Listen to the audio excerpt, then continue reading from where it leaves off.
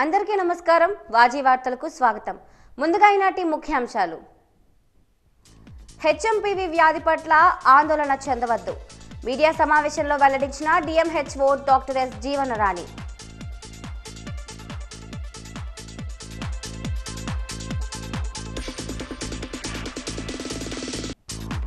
రేపే విశాఖలో ప్రధాని మోదీ పర్యటన. మోదీ సభను విజయవంతం చేయాలన్న బీజేపీ శ్రేణులు.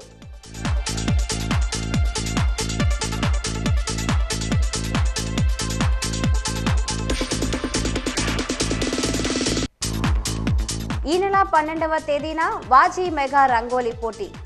ఆసక్తిగా పేరును నమోదు చేసుకుంటున్న మహిళలు.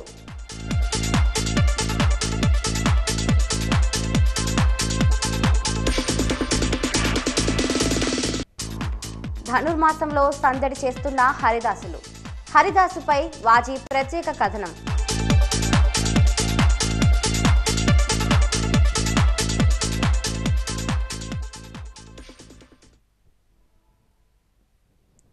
ఇప్పుడు పూర్తి వివరాలను పరిశీలిద్దాం. విజయనగరం జిల్లా గజపతి నగరం మండలం మరుపల్లి బాలాజీ పాలిటెక్నిక్ కళాశాలలో జరిగిన సంక్రాంతి సంబరాల్లో మంత్రి కొండపల్లి శ్రీనివాస్ పాల్గొన్నారు. సాంప్రదాయ దుస్తుల్లో విద్యార్థులు మంత్రి కొండపల్లికి స్వాగతం పలికారు. సంక్రాంతి సంబరాల్లో పాల్గొని విద్యార్థులతో మంత్రి థింసా నృత్యం చేశారు. అనంతరం విద్యార్థులను ఉద్దేశించి ఆయన మాట్లాడుతూ విద్యార్థులు ప్రతిభ కనబరిచి మంచి ర్యాంకులు సాధించి జిల్లాకు మంచి పేరు తీసుకురావాలని కోరారు. విద్యార్థులు అన్ని రంగాల్లో రాణించాలన్నారు. కూటమి ప్రభుత్వం విద్యకు ఎంతో ప్రాధాన్యత ఇస్తుందని చెప్పారు. ఈ కార్యక్రమంలో బీజేపీ రాష్ట్ర నాయకురాలు రెడ్డి పావని తదితరులు పాల్గొన్నారు.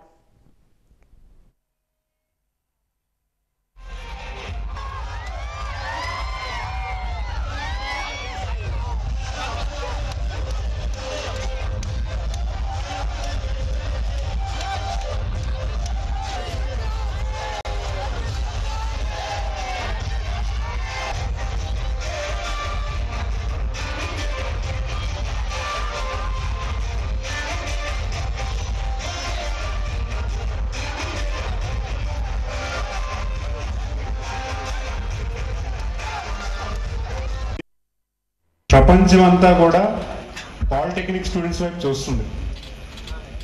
ప్రపంచం అంతా అంటే ఇక్కడ కాదు, ఇండియాలోనే కాదు, ప్రపంచం అంతా కూడా డిప్లొమా స్టూడెంట్స్ బాగా చేస్తారు, వాళ్ళకి టెక్నికల్ నాలెడ్జ్ బాగుంటుంది, వాళ్ళు ఇంకా బాగా పర్ఫామ్ చేస్తున్నారని డిప్లొమా స్టూడెంట్స్ వైపు ఎక్కువగా చూస్తున్నారు. సో కనుక మీరు ఈ ఇన్స్టిట్యూషన్లో బాగా నేర్చుకుంటే మంచి మంచి జాబ్ వచ్చే అవకాశాలు ఉంటాయి. మీకు ఈ టైం ఏదైతే ఉందో ఈ 3 years పీరియడ్ ఇది మీకు చాలా కీలకమైనది. ఇన్స్టిట్యూషన్ చెప్పిందే కాకుండా స్వతహాగా లైబ్రరీ అవ్వచ్చు, లేకపోతే ఇంటర్నెట్ అవ్వచ్చు, మీరు స్వతహాగా నేర్చుకోవడానికి కూడా ప్రయత్నం చేయండి. ఎందుకంటే ఈరోజు స్కిల్ సెంటర్స్ అని కొత్త ప్రభుత్వం తీసుకొస్తుంది. అందులో ఎక్కువగా పాలిటెక్నిక్ వాళ్ళకి ఎక్కువగా మంచి మంచి ట్రైనింగ్ స్కిల్స్ ఇప్పించే ప్రయత్నం చేస్తాము. ఎందుకంటే మీకు ఈరోజు మీకు జాబ్స్ అనేవి ఆంధ్రప్రదేశే కాదు ప్రపంచం అంతా ఉన్నాయి. సో దానికి మీరు రెడీ అవ్వాలి. అబ్బాయిలే కాదు, అమ్మాయిలు కూడా. ఈరోజు అబ్బాయి అమ్మాయి వైఫ్ అండ్ హస్బెండ్ పని చేస్తాను, ఇప్పుడు కాదు డౌన్లో తర్వాత కూడా కలిసి పని చేస్తేనే ఆర్థిక స్థితిగతులు బాగుంటుంది. మీకు కూడా ఒక కాన్ఫిడెన్స్ వస్తుంది. అమ్మాయి వర్క్ చేస్తే పిల్లలు ఎలా పెంచాలి, ఏ రకంగా పెంచాలి కూడా మీకు ఒక అవగాహన వస్తుంది. ఎందుకంటే చదువు ఒకటే కాదు, అంత మొన్నటి వరకు చదువుకున్న అమ్మాయి అయితే పిల్లలు బాగా పెంచుతారంటారు. చదువుకొని ఉద్యోగం 2-3 సంవత్సరాలు చేసి తర్వాత పిల్లలు పెద్ద అయినా మళ్ళీ ఉద్యోగం చేసుకునే అవకాశం, మీకు స్వతహాగా పెరిగే అవకాశం కూడా ఉంటుంది. కాబట్టి ఈ చదువుకునే వయసులో మీరు బాగా చదువుకోవాలి. బొబ్బిలి రాజవంశీయుల ఇలవేల్పు శ్రీ వేణుగోపాల స్వామి వారి ఆలయంలో ఎమ్మెల్యే ఆర్వీఎస్కే రంగారావు ఆధ్వర్యంలో ఈరోజు ఘనంగా పుష్పయాగం కార్యక్రమాన్ని నిర్వహించారు. 108 పూల బుట్టలతో బొబ్బిలి కోట నుంచి ఊరేగింపుగా తీసుకెళ్లి స్వామివారికి పూజలు నిర్వహించారు. ఈ కార్యక్రమానికి ముఖ్య అతిథిగా మంత్రి కొండపల్లి శ్రీనివాస్, పార్వతీపురం నియోజకవర్గం ఎమ్మెల్యే బోనెల విజయ్ చంద్ర ఈ పుష్పయాగంలో పాల్గొన్నారు. ఈ సందర్భంగా మంత్రి కొండపల్లి మాట్లాడుతూ వేణుగోపాల స్వామి ఆశీస్సులు ప్రజలందరికీ ఉండాలని ఆకాంక్షించారు.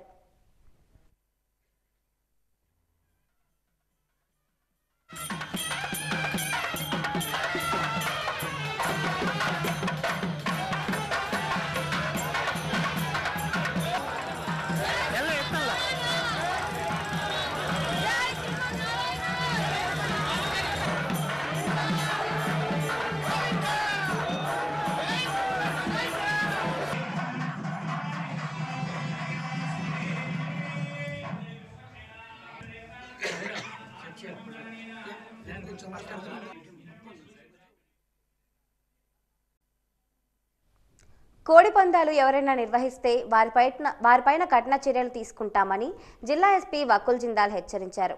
జిల్లా ఎస్పీ కార్యాలయంలో ఈరోజు ఆయన వాచి న్యూస్తో మాట్లాడారు. ఇప్పటికే గతంలో కోడి పందాలు నిర్వహించిన వారిపైన మైండ్ ఓవర్ కేసులు పెట్టామన్నారు. సంక్రాంతికి ఎవరైనా వారి సొంత ఊర్లకు వెళ్ళినట్లయితే ఇల్లు యజమానులు పోలీసులకు తెలియజేయాలన్నారు. దొంగతనాలు జరగకుండా వాళ్ళ ఇంట్లో కెమెరాలు ఏర్పాటు చేస్తామన్నారు. ఉచితంగా కెమెరాలు ఏర్పాటు చేస్తామని ఎవరైనా ఊర్లకు వెళ్లిన వారు పోలీసులను సంప్రదించాలని అన్నారు.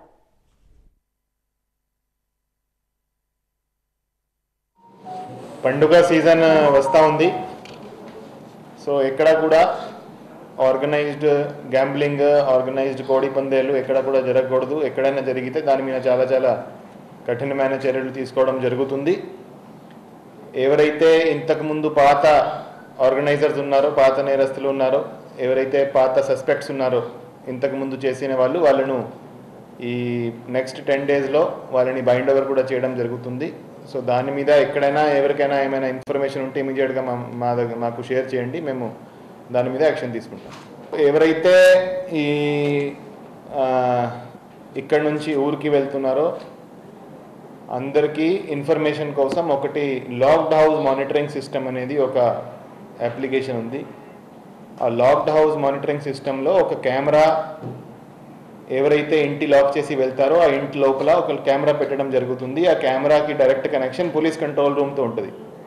ఆ కెమెరాలో ఏమైనా మూవ్మెంట్ కనపడితే ఇమీడియట్గా అలారం వస్తుంది, సైరన్ వస్తుంది. సో ఇమీడియట్గా అక్కడ వెళ్ళి పోలీస్ వాళ్ళు చెక్ చేయడం జరుగుతుంది. సో ఎవరైతే మీ ఇంటి లాక్ చేసి ఊరికి వెళ్తున్నారో వాళ్ళందరూ కూడా ఈ LHMS ఫెసిలిటీ యూజ్ చేయొచ్చు. అది ఫ్రీ ఆఫ్ కాస్ట్. ఓన్లీ మీరు లోకల్ పోలీస్ స్టేషన్లో మీరు రిక్వెస్ట్ చేస్తే, లోకల్ పోలీస్ స్టేషన్కి చెప్తే వాళ్ళు వచ్చి ఆ కెమెరా పెడతారు. అది కంటిన్యూస్గా మానిటరింగ్లో ఉంటుంది. మీ ఇల్లు కంటిన్యూస్ మానిటరింగ్లో ఉంటుంది. అక్కడ ఒకవేళ ఏమైనా దొంగ వస్తే ఇమీడియట్గా సైరన్ వస్తుంది. సైరన్తో పోలీసు వాళ్ళు ఇమీడియట్గా వచ్చి పట్టుకుంటారు. సో అది చాలా యూజ్ఫుల్ అండ్ చాలా ఉపయోగకరమైన యాప్. అది అందరూ కూడా వాడాలని నేను కోరుకుంటున్నాను. మామిడి పంట దిగుబడి పెరగడానికి అనేక జాగ్రత్తలు తీసుకోవాలని ఉద్యానవన శాఖ డిప్యూటీ డైరెక్టర్ జమదగ్ని రైతులను సూచించారు. కలెక్టరేట్లోనే తన కార్యాలయంలో ఈరోజు ఆయన వాజీ న్యూస్తో మాట్లాడారు. ప్రస్తుతం కురుస్తున్న మంచు కారణంగా మామిడి పూత దెబ్బతినే అవకాశం ఉందన్నారు. మామిడి పంట దిగుబడి తగ్గకుండా సరైన సంరక్షణ చేసి క్రిమి సంహారక మందులను వాడాలని సూచించారు.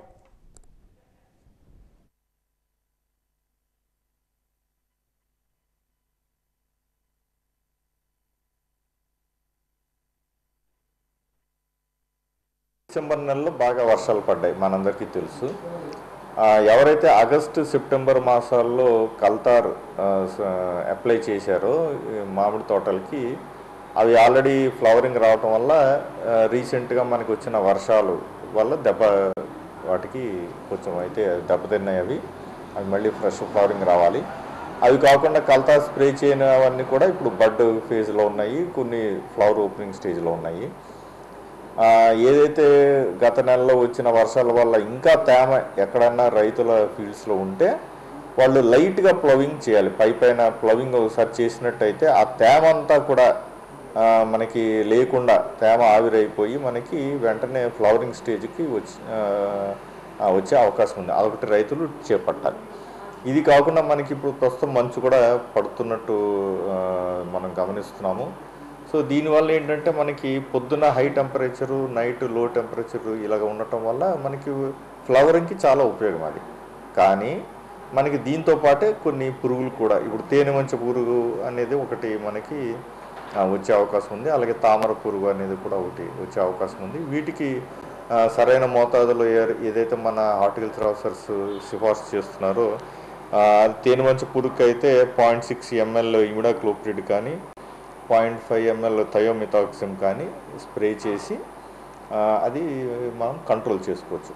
అలాగే ఈ యొక్క పెస్ట్ని తేనె మంచును మనము మానిటరింగ్ చేయాలంటే ఎల్లో స్టిక్కీ ట్రాప్స్ కనుక మనము ఎకరానికి 2-3 అట్లా అరేంజ్ చేసుకుంటే ఎన్ని దానికి అతుక్కునే దీన్ని బట్టి అవి ఉధృతి ఎక్కువ ఉందో తక్కువ ఉందో చూసుకొని అప్పుడు మనం స్ప్రేయింగ్ చేసుకోవచ్చు.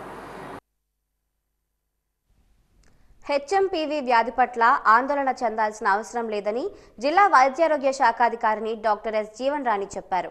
అయితే కోవిడ్ సమయంలో తీసుకున్న మాదిరిగానే తగిన జాగ్రత్తలు తీసుకోవాల్సి ఉంటుందని సూచించారు. తమ ఛాంబర్లో నిర్వహించిన మీడియా సమావేశంలో ఆమె మాట్లాడుతూ ప్రపంచవ్యాప్తంగా విస్తరిస్తున్న హెచ్ఎంపీవీ వ్యాధి పట్ల అప్రమత్తంగా ఉండాలని, మాస్కులు ధరించడం తదితర ముందు జాగ్రత్త చర్యలు తీసుకోవాలని తమకు ప్రభుత్వం నుంచి ఆదేశాలు వచ్చాయని తెలిపారు. ఇదేమీ అంత ప్రమాదకరం కాదని, ఆందోళన చెందవద్దని సూచించారు. సుస్థిరాభివృద్ధి లక్ష్యాల్లో భాగంగా వైద్యారోగ్య రంగాన్ని మరింత బలోపేతం చేసేందుకు ప్రభుత్వ పరంగా కృషి జరుగుతోందని చెప్పారు. సీజనల్ వ్యాధులను అదుపు చేసేందుకు జిల్లాల్లో అన్ని రకాల జాగ్రత్తలను తీసుకుంటున్నామని తెలిపారు.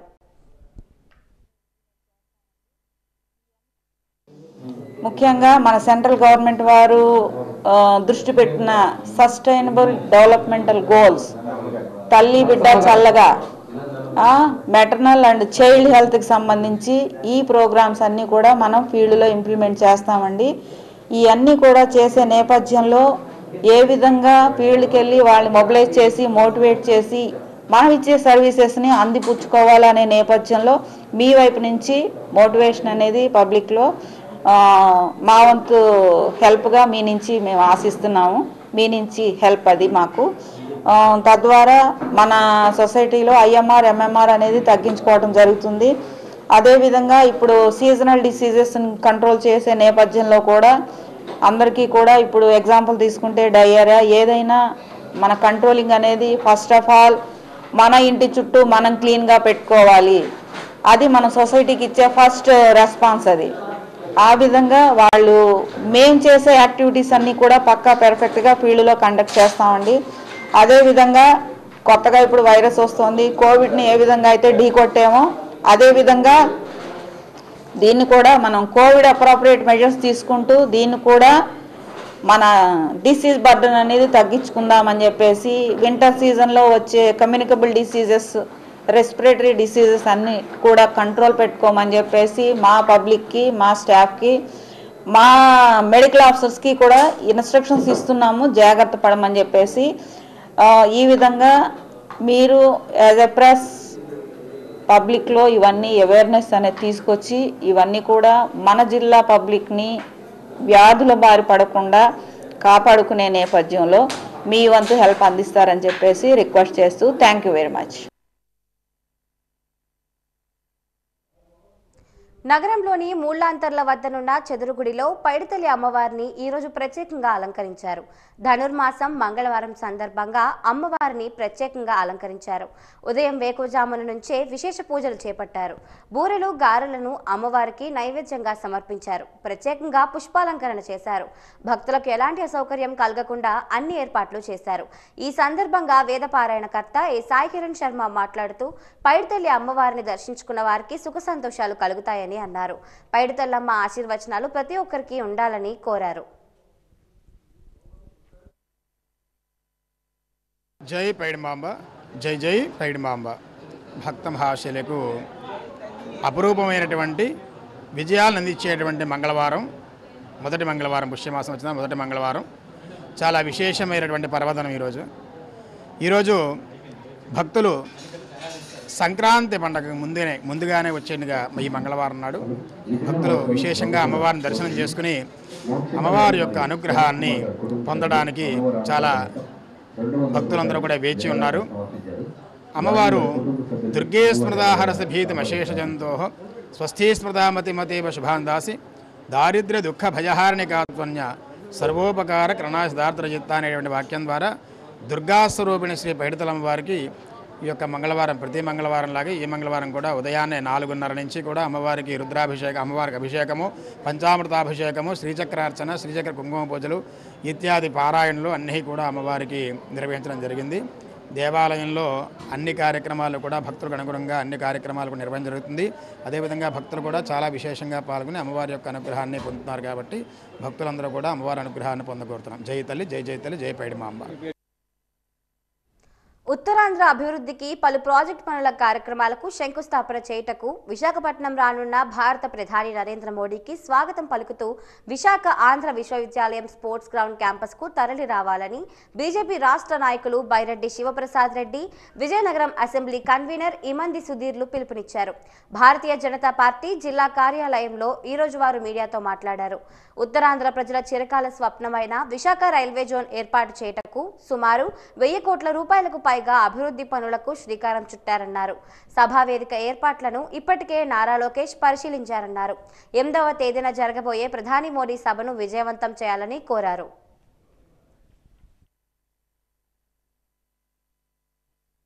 మొదటిసారి చంద్రబాబు నాయుడు గారు, పవన్ కళ్యాణ్ గారు ప్రమాణ స్వీకారానికి విచ్చేశారు.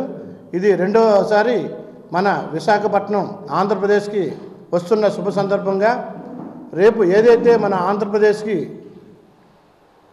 గతంలో హామీ ఇచ్చారో ఎన్నికల ముందు, ఆ హామీలన్నీ నెరవేర్చడానికి కోసం, అలాగే మన చిరకాల స్వప్నం, ఉత్తరాంధ్ర చిరకాల స్వప్నమైన విశాఖ రైల్వే జోన్ను, అలాగే ఇంటర్నేషనల్ మెడికల్ హబ్ అంటే ఒక సూది నుంచి స్కానింగ్ వరకు తయారు చేసేటువంటి ఆధునిక పరికరాల ఒక మెడికల్ హబ్ని కూడా శంకుస్థాపన చేయడం కోసం నరేంద్ర మోడీ గారు రేపు రాబోతున్నారు. ఇటువంటి భారీ సమావేశానికి ఎన్డీఏ కూటమి ఆధ్వర్యంలో తెలుగుదేశం పార్టీ నారా చంద్రబాబు నాయుడు గారు, అలాగే పవన్ కళ్యాణ్ గారు, బీజేపీ తరఫున దగ్గుబాటి పురంధేశ్వరి గారు, వీళ్ళు ముగ్గురే కాకుండా ఈ కార్యక్రమానికి ఇన్ఛార్జిగా నారా లోకేష్ గారిని కూడా ఏర్పాటు చేసి ఎక్కడా కూడా ఎటువంటి అసాంఘిక సంఘటనలు కానీ జరగకుండా, ఎటువంటి లోటుపాట్లు జరగకుండా దగ్గరుండి నిన్నంతా కూడా నారా లోకేష్ గారు మంత్రివర్యులతో, అలాగే లోకల్ ఎమ్మెల్యేలతో అందరితో కూడా ఒక పరిశీలన చేసి ఒక ప్లానింగ్ చేసుకోవడం జరిగింది.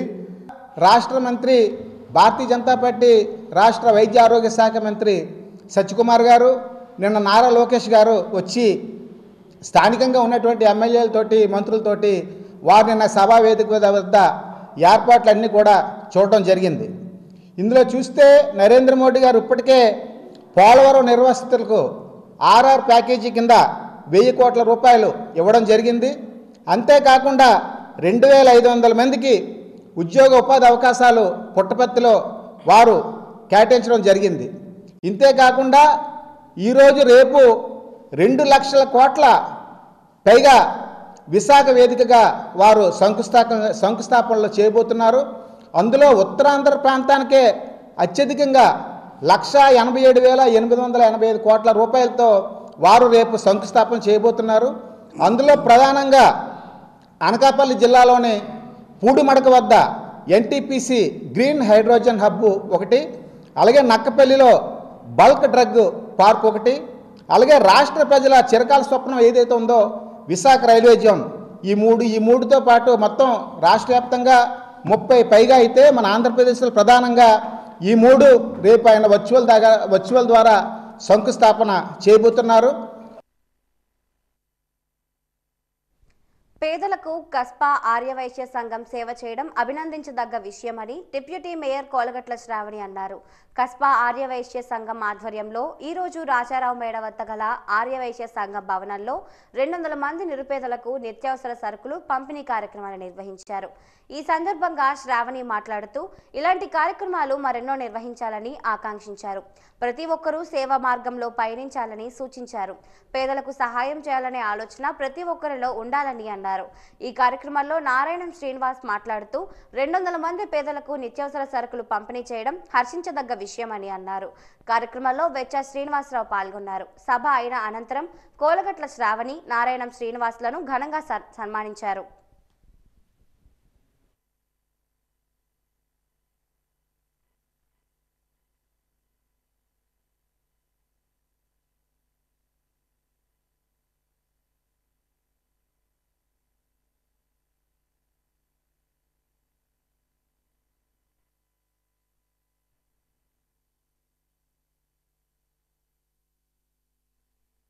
ఈరోజు ఎంతో ఆనందదాయక దినం. మన కస్పా ఆర్యవైశ్య సంఘం వారు సుమారు 200 మందికి వెనకబడిన వారందరికీ కూడా 56 రకాలు సుమారు 5 లక్షలు విలువ చేసే సామాగ్రి అంతా కూడా ఇవ్వడం చాలా ఆనందం.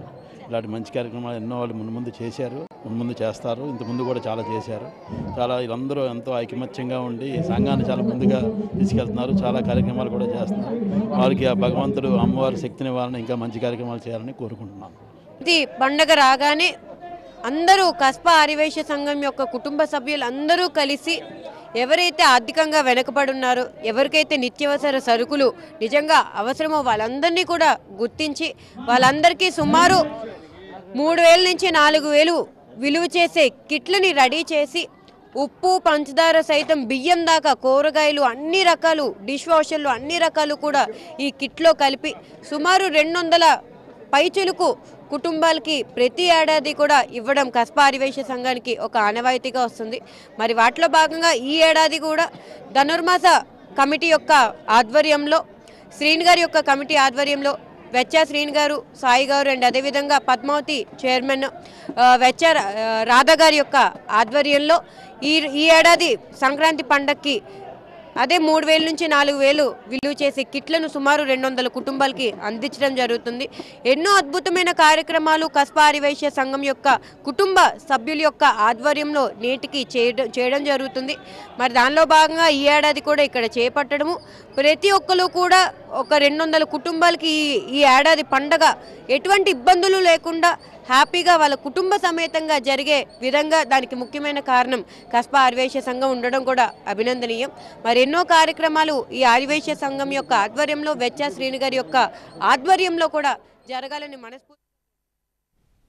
నగరంలోని 22వ డివిజన్ తెలుగుదేశం పార్టీ నాయకులు రౌతు శ్రీనివాసరావు ఆధ్వర్యంలో డక్కిని వీధిలో స్వామి కంటి ఆసుపత్రి సౌజన్యంతో ఉచిత కంటి వైద్య శిబిరాన్ని నిర్వహించారు. ఈ కార్యక్రమానికి ముఖ్య అతిథిగా డాక్టర్ మంచుకుమార్ స్వామి హాజరయ్యారు. ఈ సందర్భంగా ఆయన మాట్లాడుతూ 40 ఏళ్లు పైబడిన వారంతా కళ్లకు కంటి పరీక్షలు నిర్వహించుకోవాలన్నారు.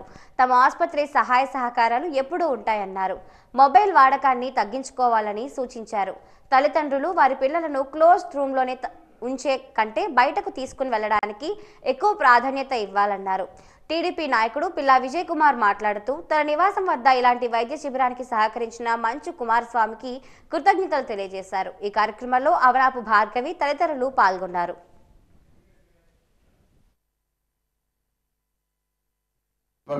ఇటువంటి కార్యక్రమం ఏర్పాటు చేయడం మొదటిసారి. కంటి వైద్య శిబిరం ఏర్పాటు చేయడం అనేది చాలా ముదావహాన్ని ఈ సందర్భంగా తెలియజేసుకుంటూ, ఇటువంటి కార్యక్రమాలు అనేకం మా పెద్దలు గౌరవనీయులైన ఎమ్మెల్యే గారు అతిథిగా రాజు గారి సూచనల మేరకు ఇలాంటి కార్యక్రమాలు చేస్తున్నాం. లాస్ట్ వీక్ ఇక్కడ ఒక మెడికల్ క్యాంప్ కూడా నిర్వహించడం జరిగింది. ఇదే విధంగా ఇంకా అనేకం చేసి పూర్వం పెద్దలు గౌరవనీయులైనటువంటి చంద్రబాబు నాయుడు గారు ప్రజల వద్దకే పాలన అనేటట్టు ఇవాళ ప్రజల వద్దకే వైద్యం అనే ఒక నానుడితో ఇలాంటి కార్యక్రమాలు జరగాలని. చదువుకున్న పిల్లలు చాలా ఎర్లీ ఏజ్లో ఈ దృష్టి దోషాలు వస్తున్నాయి. ఇదివరకు కంటే ఇప్పుడు అది చాలా ఎక్కువ అవుతున్నాయి. వాటికి ముఖ్య కారణం ఏంటంటే చాలా స్కూల్స్లో ఈ అవుట్డోర్ గేమ్స్ గట్రా ప్రయోజనం లేదు.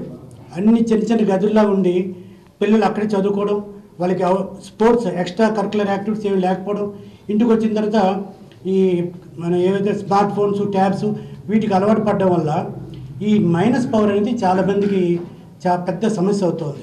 చాలామంది పేరెంట్స్ వస్తుంటారు, నాకు లేదు, మా మిస్సెస్కి లేదు, ఈ అబ్బాయికి ఎలా వచ్చిందండి అని. ఈ అంటే మన అలవాట్ల వల్లనే ఈ మయోపియా వస్తుంది. ఇప్పుడున్న లెక్కల ప్రకారం ఏంటంటే 2050కి ప్రతి ఇద్దరిలో ఒకరికి మైనస్ పవర్ ఉంటుంది. అంటే పుట్టిన ప్రతి పిల్లల్లో సగం మంది పిల్లలకి మైనస్ పవర్ రావడానికి అవకాశం ఉంది. సో దీన్ని మనం సీరియస్గా తీసుకొని పిల్లలకి అట్లీస్ట్ రోజుకు 1 గంట అయినా ఎక్స్ట్రా కరికులర్ యాక్టివిటీస్ కానీ అవుట్డోర్ గేమ్స్ కానీ మనం పంపించాలి. లేదంటే వాళ్ళ ఇంట్లో ట్యాబ్లకి, స్మార్ట్ ఫోన్లకి పరిమితం అయిపోతారు. దానివల్ల ఈ మైనస్ పవర్ పెరగడానికి, అదే మాదిరిగా రెటీనా ప్రాబ్లం రావడానికి గట్రా అవకాశం ఉంటుంది.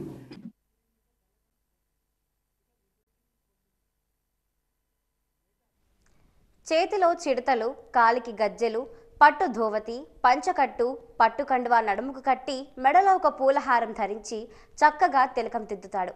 ఇదే హరిదాసు వేషధారణ. ధనుర్మాసంలో వేకువజామునే మనకు కనిపించే హరిదాసుపై వాజీ ఛానల్ అందిస్తున్న ప్రత్యేక కథనం.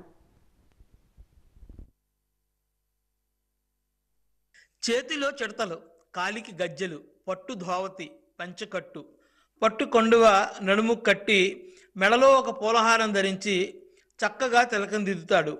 ఇదే హరిదాసు వేషధారణ. శ్రీకృష్ణునికి మరో రూపం హరిదాసులని కొందరు భావిస్తారు.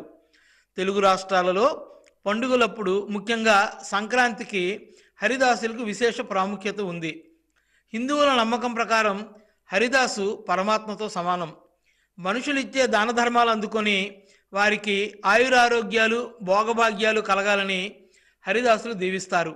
ధనుర్మాసంలో 1 రోజుల పాటు వీధి వీధిన హరినామాన్ని గానం చేసినందుకు చివరి రోజున స్వయం పాకానికి అందరూ ఇచ్చే ధన ధాన్య వస్తు దానాలను స్వీకరించి ఆశీర్వదిస్తారు. సీతమ్మకు చేయిస్తే చింతాకు పథకం రామచంద్ర అంటూ భద్రాద్రి రామదాసు కీర్తనలు రాగయుక్తంగా ఆలపిస్తారు. హరిదాసుల ఆగమనంతో పల్లెల్లో సంక్రాంతి శోభ సంతరించుకుంటుంది. తెల్లవారక ముందే హరిలో రంగ హరి, గోవిందా హరి అంటూ హరిదాసుల సంకీర్తన వీణుల విందు చేస్తుంది. ప్రాచీన సంస్కృతి సాంప్రదాయాలకు నిలువెత్తి నిదర్శనంగా హరిదాసుల కీర్తనలు నిలుస్తాయి. సద్గురుని కృపచే తారతమ్యము తరచిగనుమన్నా, సద్గురుని కృపచే తారతమ్యము తరచిగనుమన్నా, ధరణి లోపల మూఢమతులకు దొరుకుటకు బహు దుర్లభం ఇది, ధరణి లోపల మూఢమతులకు దొరుకుటకు బహు దుర్లభం ఇది. తలపై అక్షయ పాత్ర, మెడలో నిలువెత్తు దండ, పట్టు పీతాంబరాలు ధరించి ఒక చేతిలో చిడతలు, మరో చేతిలో తంబుర, నుదుటన నామాలు, కాళ్లకు గజ్జలు, విష్ణునామస్మరణతో ఇళ్ల ముంగిట హరిదాసులు దర్శనమిస్తారు. ఈ 1 రోజులు వారు ఎవరి ఇంటి ముంగిట్లో ఎక్కువసేపు నిలబడరు. హరిదాసులు తలపై పెట్టుకున్న అక్షయ పాత్రకు చాలా ప్రాముఖ్యత ఉంది. తెల్లవారుజామున అక్షయ పాత్రను తలపై పెట్టుకొని సంచారం పూర్తయిన తర్వాత దానిని తలపై నుంచి దించుతారు. ధనుర్మాసం 1 రోజులు సూర్యోదయానికి ముందు శ్రీకృష్ణుడు గోదాదేవులకు నివేదన చేసి తిరుప్పావై పఠించి అక్షయ పాత్రను ధరిస్తారు. ఈ ధనుర్మాసంలోని అక్షయ పాత్రే ఎప్పుడు కూడా ఈ గుబ్బమ్మను పెట్టి గోమాత పూజ గురించి అక్షయ పాత్ర హరిదాస్ గారు శ్రీమద్ రమారమణ గోవిందు అని గ్రామం అంతా తిరిగి గ్రామంలో ఉన్నటువంటి గ్రహాలన్నీ పోవడానికి, ఆ గోమాత తల్లి చల్లగా రక్షించడానికి, ఈ గ్రామస్తులందరినీ కాపాడడానికి ఆ గోమాత కూడా కాపాడుతుందని చెప్పి రామనామ సంకీర్తన చేస్తారండి. ఈ ధనుర్మాసం అంతా కూడా తిరుగుతారండి. సంచారం ప్రారంభమైన దగ్గర నుంచి అక్షయ పాత్ర దించడం కానీ మాట్లాడకూడదని పెద్దలు చెబుతారు. గొబ్బెమ్మలను ఇంటి ముందు చక్కగా అలంకరించి హరినామస్మరణ చేసేవారిని అనుగ్రహించడానికి హరిదాసు రూపంలో వైకుంఠం నుంచి శ్రీ మహావిష్ణువు వస్తారన్నది ఒక నమ్మకం. హరిదాసు పేద ధనిక భేదం లేకుండా అందరి ఇంటికి వెళతారు. చిడతలు వాయిస్తూ, కీర్తనలు పాడుతూ, వాటికి అనుకూలంగా అడుగులు వేస్తూ ప్రతి వాకిలికి వెళతారు. అందరూ తమ తమ స్థాయిని బట్టి హరిదాసుకు బియ్యం, కూరగాయలు, డబ్బుల రూపంలో దానం చేస్తారు. హరిదాసును విష్ణుమూర్తికి సంకేతంగా భావిస్తారు. తల మీద ఉండే గిన్నెను భూమికి ప్రతీక అని చెబుతారు. కార్తీక మాసం, ధనుర్మాసం, మాఘమాసం 3 మాసాలు కూడా చేస్తారు. 3 మాసాలు సేవించి ఆ స్వామి సన్నిధికి భద్రాచలం వెళతామండి. భద్రాచలం వెళ్ళి ఆ స్వామిని దర్శించుకొని ఎవరి మట్టుకు వాళ్ళు వెళ్ళిపోతాం. మళ్ళీ కార్తీక మాసం నుండి బయలుదేరుతాం. మళ్ళీ సంక్రాంతి, శివరాత్రి చూసుకొని శ్రీరామనవమికి భద్రాచలం వెళితే వస్తామండి. ఇది మా పెద్దల కాడి నుంచి సాంప్రదాయకం ఉన్నది. అందుచేతనే హరిదాస్ గారు ఇలా తిరుగుతారు. లోకంలో ఉండే సుఖాలకు లొంగిపోయి దేవుణ్ణి మరిచిపోవద్దని హరిదాసు కీర్తనలు ఆలపిస్తాడు. అలాగే ఎక్కువ తక్కువ అనే తేడా లేకుండా అందరూ సమానమని చాటి చెప్పే హరిదాసు కీర్తనల్లో హరిదాసు రూపంలోనూ ఉంటుంది. అక్షయ పాత్రలో బియ్యం పోయడాన్ని శ్రీ మహావిష్ణువుకు కానుకగా బహూకరించినట్లు భక్తులు భావిస్తారు. గత 29 సంవత్సరాలుగా వాజీ ఛానల్ ఆధ్వర్యంలో సంస్కృతి సంప్రదాయాలను గుర్తు చేస్తూ రంగోలీ పోటీలు నిర్వహిస్తూ వస్తోంది. ప్రతి ఏడాది లాగానే ఈ ఏడాది కూడా సంక్రాంతికి వాజీ ఛానల్ రంగోలీ పోటీలను ఈ నెల 12వ తేదీన నిర్వహిస్తోంది. వాజీ రంగోలీ పోటీలలో విజేతలైన వారికి విలువైన బహుమతులను అందజేయనుంది. ఇప్పటికే మహిళలు వచ్చి వారి పేర్లను నమోదు చేసుకుంటున్నారు. ఇంకా ఆసక్తి ఉన్నవారు వాజీ కార్యాలయానికి వచ్చి పేర్లు నమోదు చేసుకుంటారని ఆశిస్తున్నాం.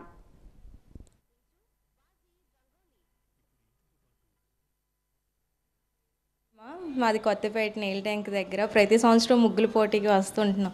వచ్చిన ప్రతిసారి ఏదో ఒక బహుమతి అయితే గెలుచుకొని వెళ్తున్నాం. చాలా బాగా అనిపిస్తుంటుంది ముగ్గులు వేయడం, అంత సరదాగా సంస్కృతి సాంప్రదాయాలకి చాలా బాగుంటుంది ముగ్గులు వేయడం అనేది కూడా. 5 years 6 years బట్టి వస్తుంటున్నాం ముగ్గుల పోటీకి. చాలా బాగుంటుంది. గిఫ్ట్స్ కూడా చాలా బాగుంటుంటాయి. వచ్చిన ప్రతి ఒక్కరికి ఏదో బహుమతి అనేది కంపల్సరీ వస్తుంటుంది. ఏది కూడా లేదు అనకన్నా ప్రతి ఒక్కరికి బహుమతి అనేది వస్తుంది. అవునండి, ఈ సంవత్సరం కూడా అలానే వచ్చాం. ప్రతి సంవత్సరం ముగ్గులు వేస్తారు. చాలా సంతోషంగా వచ్చి ముగ్గులు గట్ట ప్రతి సంవత్సరం వేయాలనుకుంటాం. కానీ చాలా గిఫ్ట్లు గట్ట బాగానే ఇస్తారు. ఆ ఇచ్చిన ఇవ్వకుండా మా సరదాగా వచ్చి ఎంజాయ్ చేసుకొని వెళ్ళిపోతామండి. ఈ సంవత్సరం చాలా గిఫ్ట్లు పెట్టారు. చాలా బాగానే ఉన్నాయి. అప్పుడుమైనా ఇప్పుడు చాలా ఇదిగా ఉంది. అదే సంతోషంగా అలాగా మాది వచ్చాం వేసుకొని సరదాగా వెళ్ళిపోదామండి. గతంలోనే అదే క్యారీ బ్యాగ్ వచ్చాయండి ప్రతి సంవత్సరం. మరి ఈ సంవత్సరం ఇంకేటి వస్తే తెలియదు. వేస్తేనే కదా ఏటి వస్తాయని తెలుస్తుంది. ఏకన్నా ఇది కూడా తెలియదు కదా. చాలా సంతోషంగా అనిపిస్తుంది. ఒక పండగలాగా ఉంటుంది. చాలా సంతోషం. ఇంటికాడ కన్నా ఇక్కడ అందరూ ఉంటారు కాబట్టి అందరి మధ్య వేస్తే అదొక వేరేలా ఉంటుంది. మన ఇంటికాడ వేసుకుని వేరేలా. ఇక్కడైతే 10 మంది కూడా చూస్తారు. ఇంటికాడ వేసింది అయితే ఎవరు చూడరు కదా. ఆ సంతోషం కొలితే అలాగే సరదాగా ఎంజాయ్ చేస్తామన్నమాట అంతే. చాలా బాగుందండి ముగ్గులు పోటీ పెట్టడం. అందరూ కూడా వస్తారు. చాలా ఎంజాయ్ చేస్తారు. బాగా ఒక కుటుంబంలో ఉన్నట్టు, ఉమ్మడి కుటుంబంలో ఉన్నట్టు అందరూ వస్తారు. అందరూ కూడా సరదాగా ఎంజాయ్ చేసుకొని ఒక ఫ్యామిలీ మెంబర్స్లో అందరూ కూడా ఉంటారు. సంక్రాంతి పండుగ నేపథ్యంలో సుదూర ప్రాంతాల నుంచి ఆర్టీసీ ప్రత్యేక సర్వీసులు నడుపుతున్నట్లు ఏపీఎస్ఆర్టీసీ జిల్లా ప్రజా రవాణా అధికారి సిహెచ్ అప్పలనాయుడు వెల్లడించారు. ఈరోజు ఆర్టీసీ కాంప్లెక్స్లోని తన కార్యాలయంలో ఆయన వాజీ న్యూస్తో మాట్లాడారు. ప్రైవేట్ వాహనాలకు దీటుగా ప్రయాణికులకు ఇబ్బంది లేకుండా హైదరాబాద్, విజయవాడ ప్రాంతాలతో పాటు విశాఖపట్నం నుండి 100 బస్సులకు పైగా ఏర్పాటు చేస్తున్నట్లు చెప్పారు. ఇవన్నీ ఎటువంటి అదనపు ఛార్జీలు లేకుండా సాధారణ ఛార్జీలతో మాత్రమే నడుపుతున్నట్లు తెలిపారు. ఆర్టీసీని ఆదరించి అభివృద్ధిలో ప్రతి ఒక్కరూ భాగస్వామ్యం కావాలని కోరారు.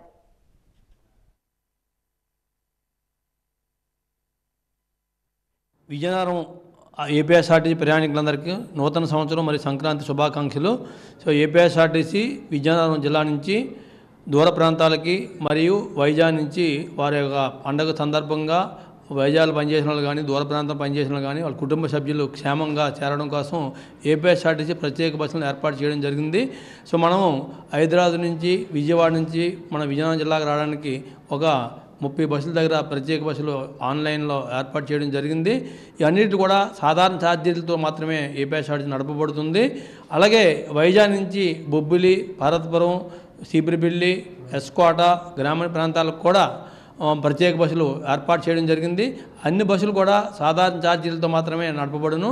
సో ఈ అవకాశాన్ని విజయనగరంలో ఉన్న ప్రయాణికులందరూ ఆదరించి ఏపీఎస్ఆర్టీసీని ఆదరిస్తారని మనస్ఫూర్తిగా కోరుచున్నాం. విభిన్న ప్రతిభావంతుల పెన్షన్లు, వైద్య ఆరోగ్య శాఖకు చెందిన పెన్షన్లు రీఅసెస్మెంట్ నిర్వహిస్తున్నామని డిఆర్డీఏ పీడీ కళ్యాణ్ చక్రవర్తి పేర్కొన్నారు. ఈ రోజు తన కార్యాలయంలో ఆయన వాచి న్యూస్తో మాట్లాడారు. అనర్హత కలిగిన వారిని తొలగించడం జరుగుతుందని చెప్పారు. ఆయా మండల శాఖ అధికారులకు పెన్షన్ల అసెస్మెంట్ చేయమని ఆదేశాలు జారీ చేశామన్నారు. ఇప్పటికే విచారణ జరుగుతోందని చెప్పారు. లబ్ధిదారులకు పెన్షన్కు అర్హత ఉందో లేదో పరిశీలన చేసి చెబుతామని అన్నారు.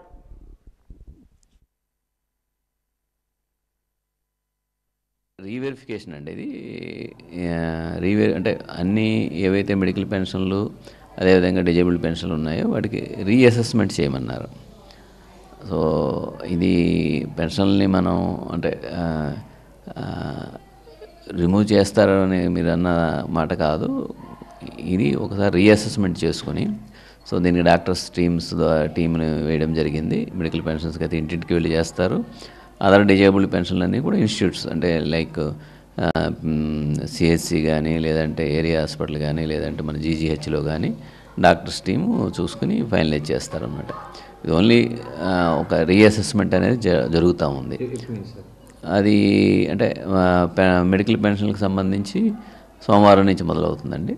సో సోమవారం నుంచి మొదలై టీమ్స్ షెడ్యూల్ వేయడం జరిగింది. దాని ప్రకారం జరుగుతుందండి మెడికల్ పెన్షన్స్. ఇది ఒక 1 month ప్రాసెస్ ఉంటుంది. దాని తర్వాత మిగిలిన అదర్ డిజేబుల్డ్ పెన్షన్లు అనేవి కూడా ఇన్స్టిట్యూట్స్లో జరుగుతాయి. శృంగవరపుకోట ప్రైవేట్ హాస్పిటల్లో మహిళా గర్భాశయంలో 12 కేజీల కణితిని తొలగించి అరుదైన శస్త్రచికిత్సను చేశారు. కోరాపుట్కు చెందిన భారతి పట్నాయక్ 55 సంవత్సరాలు. ఈమె చాలా కాలంగా కడుపు నొప్పితో బాధపడుతూ ఉండేది. ఈమెకు అరుదైన శస్త్రచికిత్స చేశారు. సుమారు 12 కేజీల అండాశయ కణితిని సంజీవిని సూపర్ స్పెషాలిటీ హాస్పిటల్ వైద్యులు తొలగించారు. ఆమెకు doctor Madhubala, doctor Chandrasekhar, doctor Satyanarayana Murthy శస్త్రచికిత్స చేసి కణితిని తొలగించారు.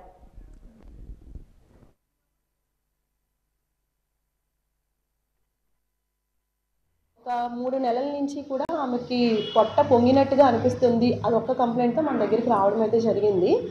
స్కాన్ అడ్వైస్ చేస్తే ఆ స్కాన్లో సిటీ స్కాన్లో పొట్టలో కాయ ఉంటున్నట్టుగా అది ఒక 30 సెంటీమీటర్స్ సైజ్ కాయ అని చెప్పి ఇవ్వడం జరిగింది. నేను ఎగ్జామినేషన్లో కూడా నాకు 32 వీక్స్ సైజు ఒక పెద్ద బిగ్ మాస్ ఉన్నట్టుగా నేను అబ్జర్వ్ చేశాను. సో ఇమీడియట్గా ఆ కాయ అనేది క్యాన్సర్కి సంబంధించిందా కాదా అన్నది మనం బిఫోర్ సర్జరీ మనము కొన్ని రక్త పరీక్షల ద్వారా కొంచెం వరకు మనం తెలుసుకోవచ్చు. అటువంటి రక్త పరీక్షలు కూడా చేయడం జరిగింది.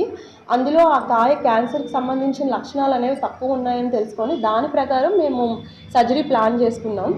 సో ఆపరేషన్ సమయంలోని ఈ కాయ తొలగించడం జరిగింది. ఈ కాయతో పాటు ఇన్ కేస్ ఇది ఏమైనా క్యాన్సర్ వైపు ఏమైనా లక్షణాలు ఉండొచ్చేమో అని పక్కనున్న అండాశయంతో పాటు గర్భసంచి దాంతోపాటు పెరిటోనియంలో చిన్న బయాప్సీ కూడా తీసి పంపించడం జరిగింది. ఇన్ కేస్ ఏమైనా ఫ్యూచర్లో అది హిస్టోపెథాలజీకి పంపించి అందులో ఏమైనా క్యాన్సర్ తాలూకు తెలిసిన అవి ఏమైనా స్ప్రెడ్ అయ్యేదా లేదా అన్నది మనకు ఆ బయాప్సీలో తెలియడం అనేది జరుగుతుంది. ముఖ్య ఉద్దేశం ఏంటంటే ప్రతి చిన్న పట్టణాల్లో కూడా అత్యాధునిక మరియు అరుదైన డిసీజెస్ని మనం చూడాలనే ఉద్దేశంతో చూడడం జరిగింది. అన్ని రకాల అత్యాధునిక ఆపరేషన్లు అన్నీ జరుగుతున్నాయి. ముఖ్యంగా ఎముకలు కీలు విభాగానికి సంబంధించినంత వరకు replacements, knee joint replacement and hip replacements, keyhole surgeries, spine surgeries లాంటివి జరుగుతున్నాయి. అలాగే అత్యాధునికంగా ల్యాప్రోస్కోపీ సర్జరీలు చాలా జరుగుతున్నాయి. అలాగే అత్యంత అరుదైన సర్జరీలు లాంటివి ఇప్పుడు ఈ పేషెంట్లో చూసుకుంటే అరుదైన సర్జరీలు అండాశయ కణితి అంటారు. దాదాపు 11 కేజీలు ఉన్న అండాశయ కణితిని డాక్టర్ మధుబాల అండ్ టీంతో తొలగించడం జరిగింది. విజయనగరం జిల్లా పోలీస్ శాఖలో పనిచేసి ఇటీవల మరణించిన హోంగార్డ్ పోలీస్ కానిస్టేబుళ్ల కుటుంబాలకు చేయూతను అందించేందుకు పోలీస్ సిబ్బంది సహాయ సహకారాలు అందించారు. నగదు మొత్తాన్ని జిల్లా ఎస్పీ వకుల్ జిందాల్ జిల్లా పోలీస్ కార్యాలయంలో అందజేశారు. ఈ సందర్భంగా జిల్లా ఎస్పీ వకుల్ జిందాల్ మాట్లాడుతూ పోలీస్ శాఖలో పనిచేస్తూ ప్రమాదవశాత్తు లేదా ఆకస్మికంగా లేదా అనారోగ్యంతో మరణించిన పోలీస్ హోంగార్డ్ కుటుంబాలకు అర్ధాంతరంగా తమ కుటుంబ యజమానిని కోల్పోయాయన్నారు. ఆర్థికంగా నష్టపోయిన సమయంలో వారికి ప్రభుత్వం నుండి బెనిఫిట్స్ అందేంత వరకు వారి కుటుంబాలను ఆర్థికంగా ఆదుకునేందుకు పోలీస్ శాఖకు చెందిన ఉద్యోగులు స్వచ్ఛందంగా ముందుకు వచ్చి కొంత మొత్తాన్ని ఇవ్వడం అభినందనీయమన్నారు.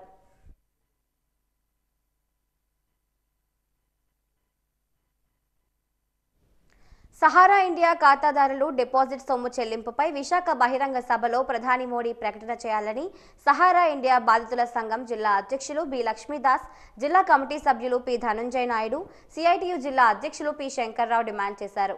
స్థానిక సిఐటియు కార్యాలయంలో వారు మీడియాతో మాట్లాడుతూ దేశవ్యాప్తంగా 13 కోట్ల మంది ఖాతాదారులు సహారాలో 84,000 కోట్ల రూపాయలు డిపాజిట్ చేశారని, వారికి వడ్డీతో 3 లక్షల కోట్ల రూపాయలు చెల్లించాల్సి ఉన్నప్పటికీ చెల్లించడం లేదన్నారు.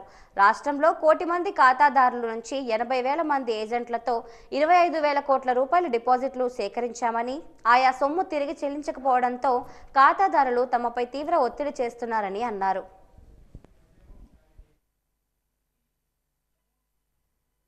ప్రధానమంత్రి మోడీ విశాఖపట్నం వస్తున్నాడు. ఇందులో ప్రధానమైనది మన రాష్ట్రంలో ప్రధానమైన సమస్య. రాష్ట్రంలో 1 కోటి మందికి పైగా సహారా ఇండియా బాధితులు ఉన్నారు. వాళ్ళకి సుమారు 25,000 కోట్ల వరకు సహారా ఇండియా వరకు డిపాజిట్లు సేకరించారు. ఆ డబ్బులంతటినీ కూడా చెల్లించే విధంగా ప్రధానమంత్రి ప్రకటన చేయాలి. లేని పక్షంలో సహారా ఇండియాతోనే బీజేపీ ప్రభుత్వం కుమ్మక్కయ్యి ఈ ప్రజల డబ్బంతా కూడా దోచుకున్నారని చెప్పేసి మేము భావించాల్సి వస్తుంది. అలా ప్రధానమంత్రి ప్రకటన చేయకపోతే మేము అవసరమైతే బహిరంగ సభలోనే ఆందోళన తెలియజేస్తామని చెప్పేసి ఈ సందర్భంగా తెలియజేస్తున్నాం.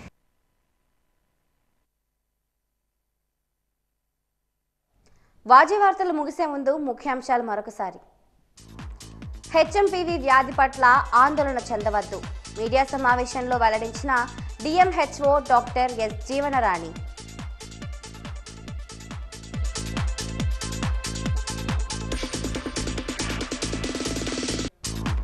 రేపే విశాఖలో ప్రధాని మోడీ పర్యటన, మోదీ సభను విజయవంతం చేయాలన్న బీజేపీ శ్రేణులు.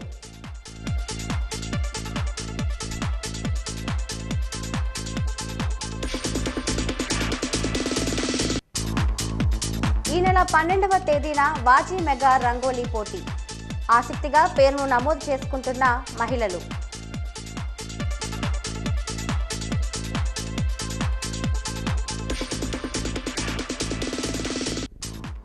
ధనుర్మాసంలో సందడి చేస్తున్న హరిదాసులు, హరిదాసుపై వాజీ ప్రత్యేక కథనం.